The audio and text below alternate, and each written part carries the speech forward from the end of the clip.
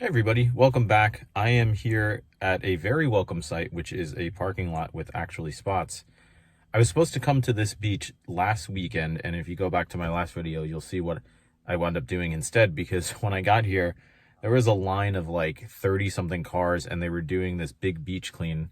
There was even a tent with a guy giving out information, and there was really nowhere for me to park. So I got the information and I decided to go to another local beach, but it did get me thinking about what exactly they were doing here, because it is a beach that I try to come to when there is space to park. And normally, again, there's only 6 spots, but they opened up the road for parking for that occasion. So normally you can't come here otherwise unless there's space. And there is today, luckily, because one of the advantages of being a college professor is that I get off a little early on Fridays, and I should be grading right now. So this is probably going to be a pretty brief video because I do have to get to grading.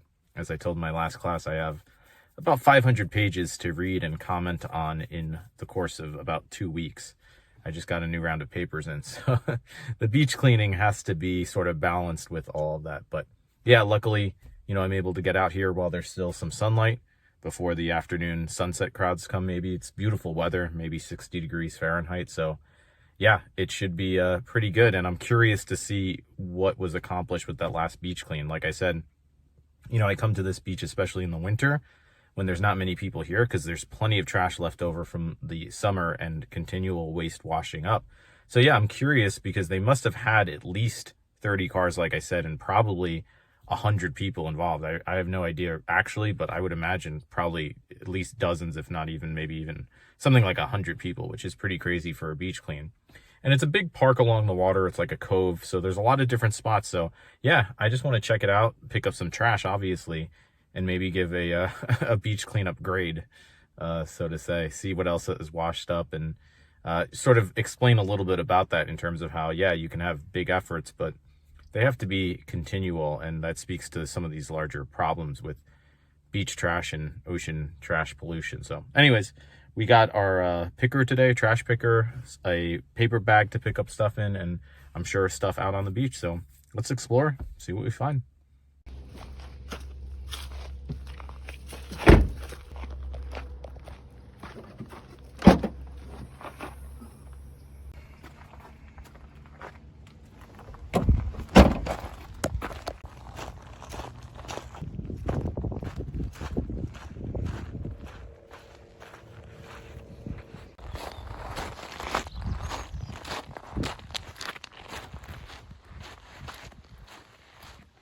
Well, I'm glad I parked when I did, because right as I left my car to hit the beach, another car pulled into the last spot. So that's exactly what I was talking about. Timing is everything. And speaking of timing, it seems as if I picked the right time to come to judge the beach clean from last week, because it is so far spotless out here. I had to give a professorial letter grade to last weekend's super mega beach cleanup they did here. Looks like an A+ to me. I've never been to this part of this beach in this cove where there literally wasn't any trash. Maybe one scrap of paper, but I barely count that. As I say that, I see a bucket over there. So I spoke too soon. I mean, my point is, I'm sure as we continue in, we're gonna find more trash that's been overlooked, because the farther out you go, the less often people make it to go clean. They go out a certain distance, but they inevitably loop back. So yeah, the bucket begins.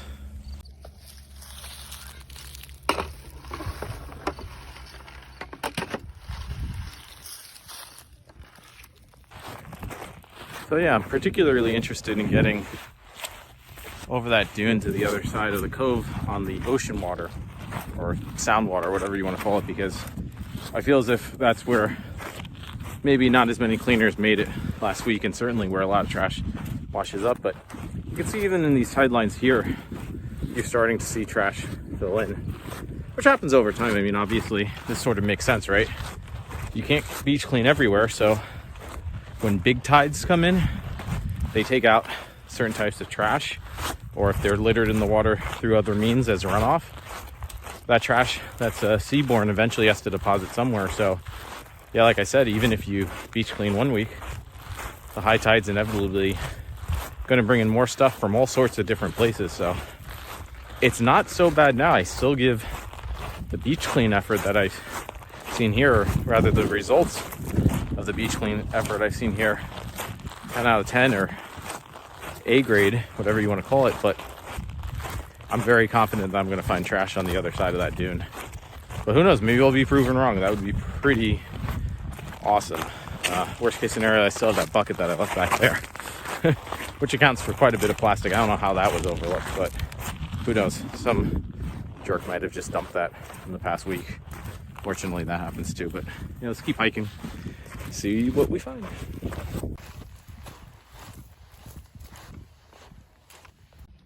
Yeah, this looks like recently washed up balloon material, so you can clean up one week, but stuff definitely washes up the next.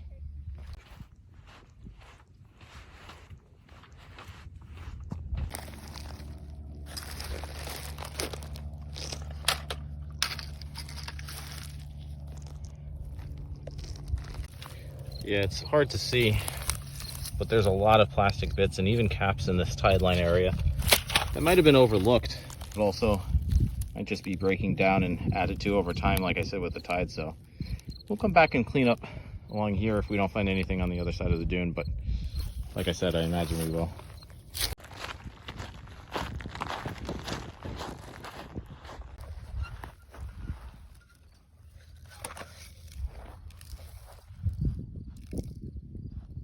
You see, this is already what I'm talking about, where once I got around the inside of the cove to the far side, about half a mile in, I started finding these bigger bits of plastic, which means not everybody made it down this far. They did a fantastic job early, closer to the parking lot, but this is sort of what I say a lot of, you go farther out, and it's oftentimes a good idea to not start picking up till you've gone as far as you're gonna go, because that will let you access places that don't normally get attention. And I can see still on this side of the dune that there's plenty of plastic if I wanted to clean it up. Of course, as I mentioned, we're gonna go to the other side, so I think we'll have no shortage of more trash to gather up, but let's see.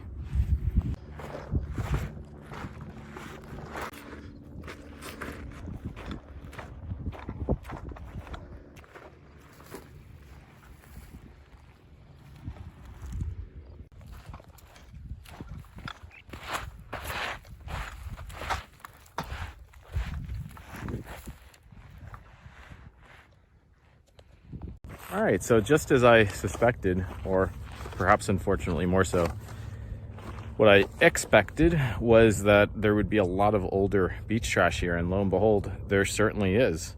So I'm gonna walk up a bit, try to fill my paper bag here, and see what different types of older trash we find, because I think that's a really interesting lesson, as I've been saying in this video, and I've said in others, the fact that, yeah, you can get the newer stuff, but there's plenty of old degraded or degrading debris farther out, and that's exactly what I'm seeing here. So yeah, let's see what else we can find, and talk about some of those key items that I've noticed over the years definitely have some interesting origins. But yeah, let's see what else we can find.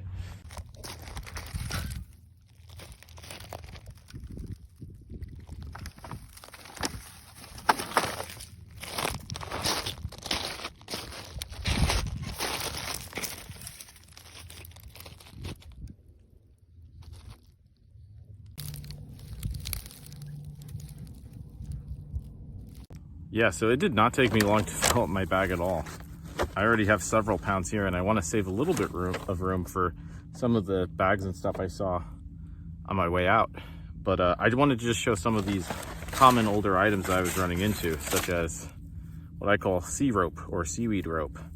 And this is a common one that you can see is kind of a synthetic fiber, and that's what you see with a lot of cords dealing with boats and buoys and that sort of stuff. It turns out it's really just plastic or some sort of other synthetic combination of things. But yeah, this has definitely been here for a while. I can see from the fraying. So that's like what I said earlier. It's really great to get out to these more remote spots, because you will find this older type stuff. And that's along the lines of everything else I found. Again, if you go down to the tide lines, there's not a whole lot new that's washed in. There haven't been many well, there haven't been any big storms since that beach clean last week. So it sort of makes sense that if people have been coming even to this side and cleaning just along the water, they would pick up much of that stuff, but the stuff kind of buried back further in the dunes and the seagrass, it's harder to get to maybe. And so again, that's evident here. You can see with these old cups that are just kind of dirtied, wearing away slowly. But again, that's just synthetic stuff that's breaking down over time. And a lot of, the type of stuff that I've found over the years, shotgun shells, bits of straw, you can see like literally crumbling in my hands. This is awful. That stuff just breaks down. It's really, really gnarly when you break it down like that, pun intended. But yeah, it's sobering to remember that, even if you do a nice clean, there's still so much out here that needs to be addressed, especially stuff you don't see initially. I mean, look at this. It's just, I don't know what this is, but it looks like a trap.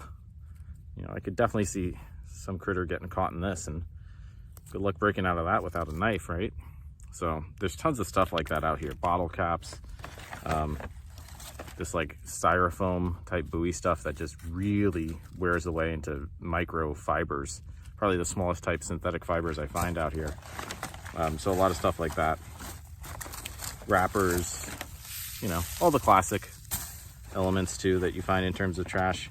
And of course, my old nemesis, the tennis ball. You don't have to go back far in my videos to find my tennis ball beach clean challenges. And my record, well, it was over the course of several beach cleans, but I was able to collect 1,000 tennis balls. And again, this is a really good sort of indication of how the cycle of plastic waste and ocean pollution begins. This can be innocent enough as a dog toy, but it goes out too far, the dog can't get it, eventually washes up, and it degrades into more trash. And it's kind of the same thing with a lot of this other stuff, right? We don't even really think twice about some of it, and even if we do, it winds up here in various ways. So that's definitely something I want to explore more of in the coming beach clean videos that I do. Trying to find specific types of plastic, as I've done in the past, finding bottle caps and where they sort of end up, especially when it's not summer. It's a beautiful day, but it is fall, and it's going to get colder. And again, as I mentioned before, we're still going to see stuff washing up over the course of the winter. And people don't always think that. They think, okay, well, the summer crowds are gone, so there shouldn't be any new beach trash. But I would argue that probably most of it comes from incidental runoff, street side runoff into storm drains and sewers, rivers, and all of that running off into the ocean, because I've seen it. I've cleaned on the Hudson River in New York. I live down on Long Island, but I've gone up the Hudson River, and you see that stuff floating down the river, literally.